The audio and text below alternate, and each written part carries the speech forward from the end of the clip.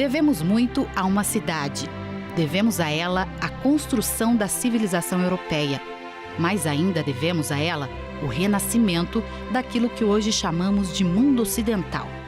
No ano de 480, nasceu São Bento na Núrcia, aquele que teve a força para mudar a si mesmo e usou essa mesma energia para mudar o mundo. Houve um homem de vida venerável, Bento tanto pela graça quanto pelo nome, que desde a infância possuía um coração maduro. Superior pelo seu modo de proceder, na juventude, a nenhuma volúpia entregou seu coração. E assim, enquanto se achava nesta terra, da qual por algum tempo pudera gozar livremente, desprezou como já murchas as flores do mundo. As obras de Bento falam por si, mas quase tudo o que se sabe sobre sua vida pessoal chegou até nós graças aos diálogos de São Gregório Magno, biógrafo e o primeiro monge a ser eleito papa. Em seu livro, ele registrou os maravilhosos fatos que ouviu e sobre os quais pesquisou por toda a vida. Bento tinha apenas 13 anos quando partiu para a Cidade Eterna. Mas era maduro o suficiente para, em pouco tempo, perceber que a superficialidade que tomava conta da vida social de Roma havia invadido também as suas escolas. A Roma daquele tempo era o que ele menos queria. Logo entendeu que os professores estavam mais preocupados em agradar as famílias ricas do que em corrigir aquela geração de jovens mimados e irresponsáveis, para os quais o conhecimento era a menor das preocupações. Temendo ser engolido pelo rasteiro materialismo e a vida de aparências, decidiu preparar-se sozinho para, um dia, poder ajudar aquelas pessoas. Para isso, teve a coragem não apenas de deixar a escola e sair de Roma, mas de renunciar aos bens e proteção de sua família. A partir daí, ele buscaria inspiração no contato com a natureza, nos estudos profundos e na convivência com as pessoas simples. Ele não queria que nenhum conforto material inadequado pudesse distraí-lo de seus objetivos. Pouco mais que um adolescente, Bento saiu de Roma a pé, em busca de um local isolado.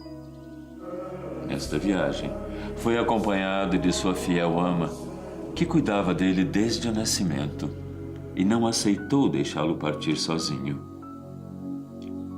Depois de alguns dias de caminhada, chegam a uma aldeia na região do Lácio e ali conseguem pousada com pessoas caridosas junto à igreja de São Pedro Apóstolo.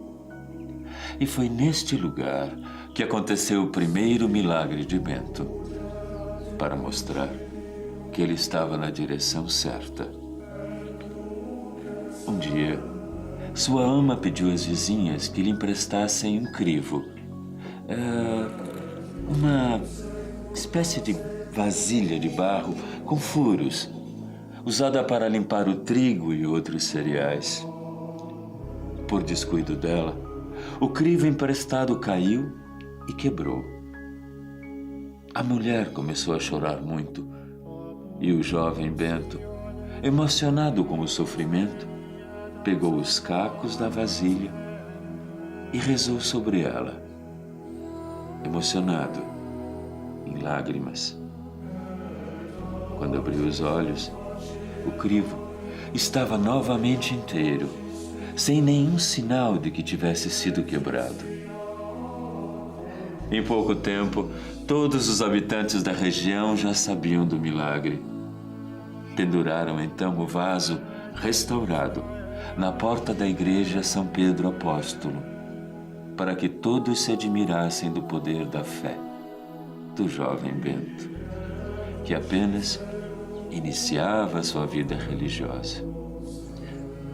A vasilha ficou ali por décadas e sobreviveu a tudo e a todos. Als wir riefen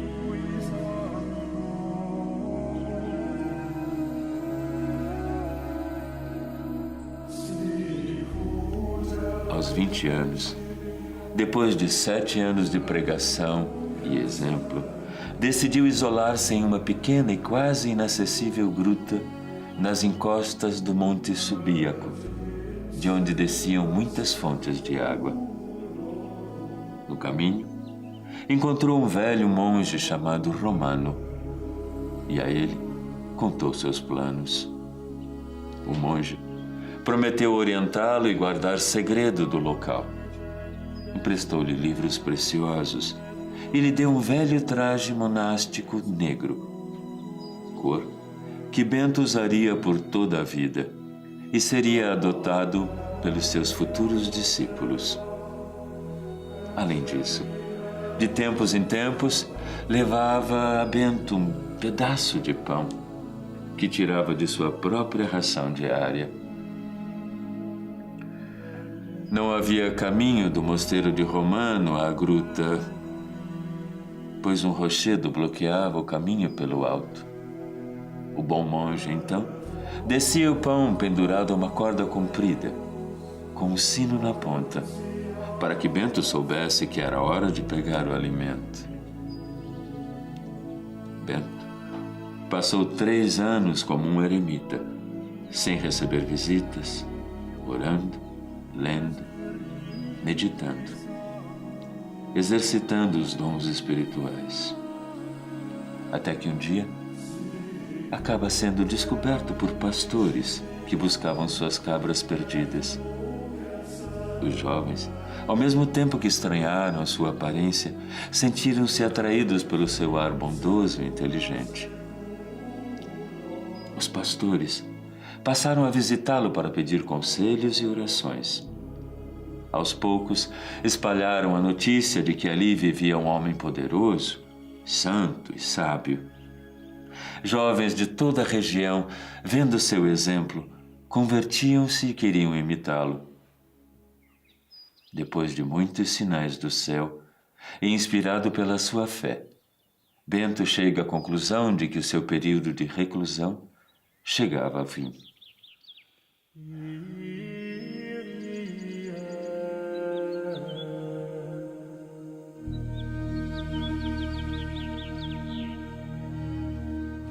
Perto de onde Bento fez o seu retiro, havia o convento de São Cosimato, cujo dirigente havia morrido recentemente. Como a sua fama já era grande, a comunidade foi pedir que ele assumisse a direção. Bento recusou por muito tempo, pois sabia que os seus costumes eram bem diferentes daqueles irmãos. Tanto insistiram que ele acabou aceitando. Lá, comprovou a sua intuição. Os monges se encheram de fúria quando ele impôs disciplina. Por mais que se esforçasse e desse exemplo, eles não aceitavam abandonar os abusos de uma vida desregrada e preguiçosa a qual estavam acostumados. Como viam que sob seu comando teriam de meditar coisas novas e abandonar os maus costumes, se reuniram e planejaram assassinar Bento. Decidiram colocar um forte veneno no vinho do jovem mestre. Mas o plano deu errado e serviu apenas para fortalecê-lo com um novo milagre. Apresentaram a bebida para ser abençoada, como era costume. Bento estendeu a mão, fez o sinal da cruz, e a vasilha estalou e partiu em pedaços, como se tivesse levado uma pedrada invisível. Bento percebeu imediatamente o que havia acontecido.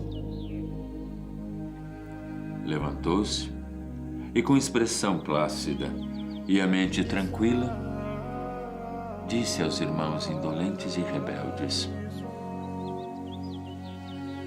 Deus tenha compaixão de vocês, irmãos. Por que fizeram isso? Antes de aceitar o convite, eu avisei muitas vezes que os meus costumes não se harmonizariam com os de vocês. Procurem um líder que combine com o seu jeito de viver. A partir de agora, acabou a minha responsabilidade com essa casa.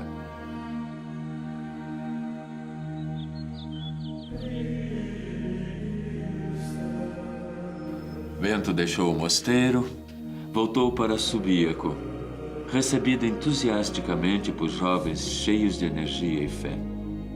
Entre eles, os futuros santos Plácido e Mauro.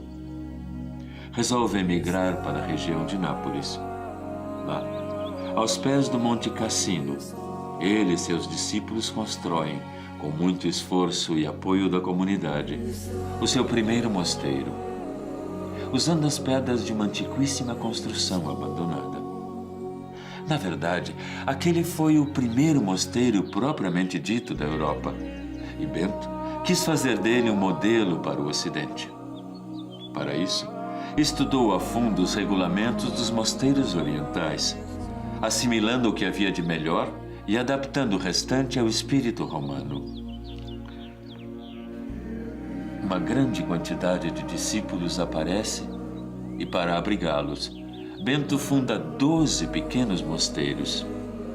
Seu lema é simples e poderoso: ora et labora, ou seja, rezar e trabalhar. Porém, o trabalho de Bento causa inveja a um sacerdote da região, Florencio. Ele tenta de todas as maneiras impedir que as pessoas procurem o santo. Até que, no ano de 529, cego pelo despeito, Florencio leva um pão envenenado de presente a Bento. Mas o santo, sempre bem inspirado, percebe imediatamente a intenção do padre. Na hora da refeição, Bento ordenou a um corvo, que tinha o costume de ir comer nas suas mãos, que, em nome de Jesus, levasse o alimento envenenado para longe, onde não pudesse ser encontrado. O animal demonstrou medo. Não queria tocar no pão, mas acabou obedecendo. Horas depois, voltou, são e salvo, e foi alimentado pelo monge. Incapaz de desejar o mal a quem tentou matá-lo, Bento toma o episódio como um sinal de Deus, de que deveria se afastar da multidão, para poder ampliar seus serviços.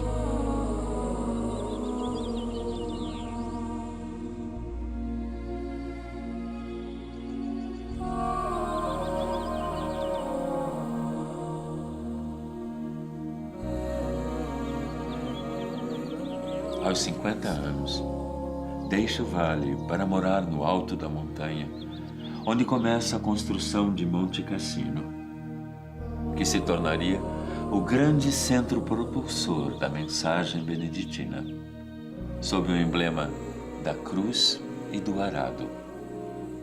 A partir daí, a proposta de Bento começou a se expandir de forma impressionante. A poucos quilômetros dali, Santa Escolástica, sua irmã gêmea, adotou as mesmas regras para as mulheres, dando origem à Ordem das Monjas Beneditinas. Graças a esse monge, de modo simples, salvaram-se da destruição e do esquecimento os tesouros milenares da cultura, da arte, da literatura e da ciência, sem as quais o Ocidente estaria condenado às trevas. Durante muitos séculos, os estudiosos, os doutores, os cientistas e os professores, que passaram conhecimento às novas gerações, pertenciam quase todos à família espiritual de São Bento.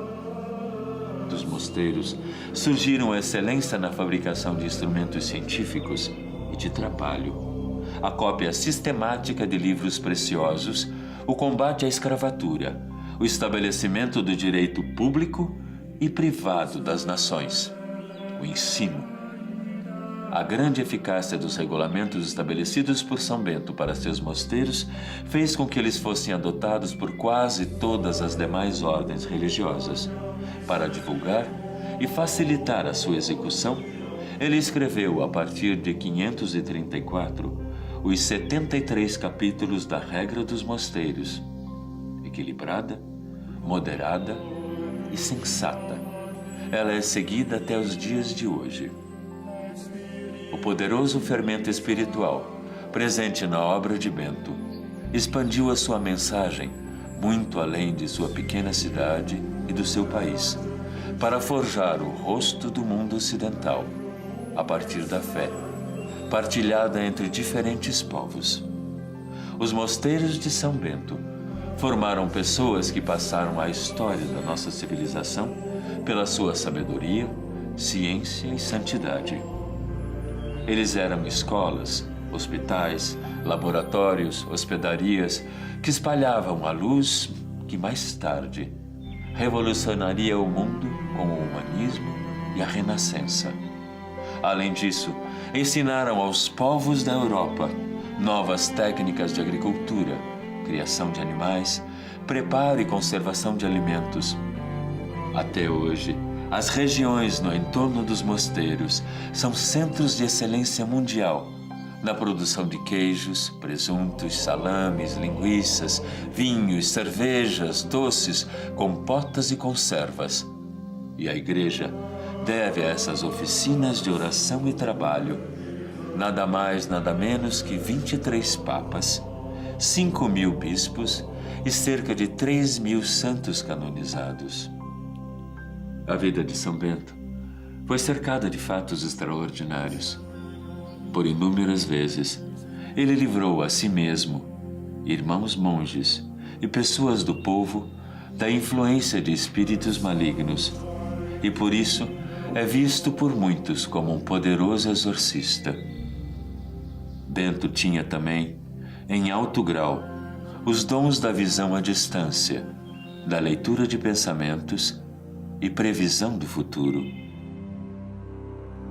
Foram muitas as profecias do santo, inclusive sobre a destruição do mosteiro, primeiro pelos lombardos e muito tempo depois, na Segunda Guerra Mundial.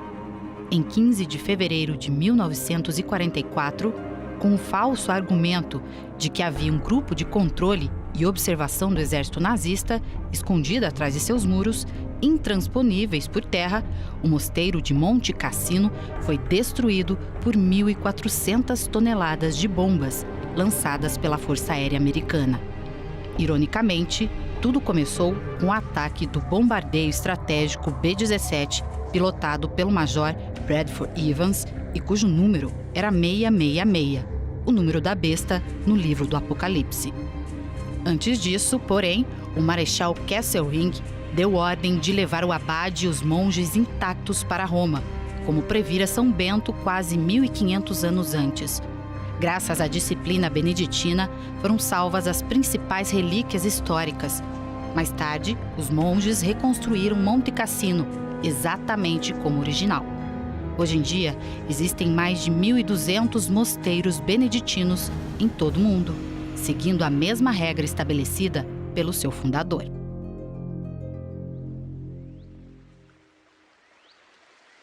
Confirmando uma de suas profecias, São Bento morreu em 21 de março de 547, aos 67 anos, 42 dias depois da irmã Santa Escolástica, deixando um legado incalculável.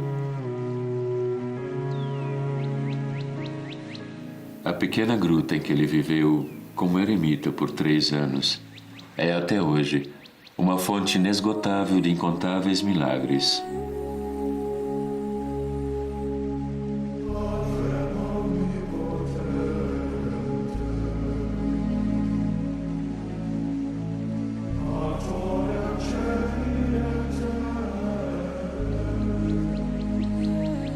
Durante séculos, muitos cristãos têm usado a medalha de São Bento na luta espiritual contra as forças do mal. Por mais de 1000 anos, a existência da medalha de São Bento foi vista como um mito. Até que em 1647, ela foi redescoberta nas paredes da antiquíssima abadia beneditina de São Miguel, na Alemanha, onde estava oculta há séculos. Cuidadosamente entalhada na parede, a medalha crucifixo trazia uma fórmula, isto é, um resumo, feito apenas com as iniciais das palavras de uma oração que ninguém conhecia.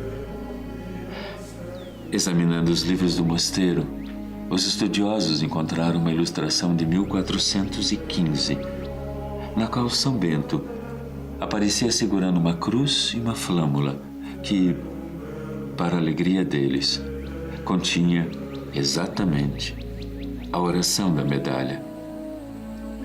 Os versos são considerados uma forma de exorcismo, um pedido de proteção contra as tentações e os maus pensamentos. E se tornaram famosos com o nome de Vade Retro Satana. A medalha tem na frente a imagem de São Bento trazendo nas mãos uma cruz e um livro aberto com a frase: sejamos protegidos pela sua presença na hora de nossa morte. No verso, há uma imagem da cruz e as letras iniciais da poderosa oração que você está convidado a utilizar sempre que estiver precisando.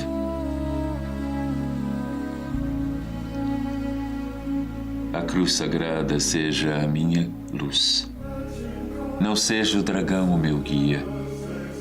Retira de Satanás. Nunca me aconselhes coisas vãs. É mal o que me ofereces. Bebe tu mesmo o teu veneno.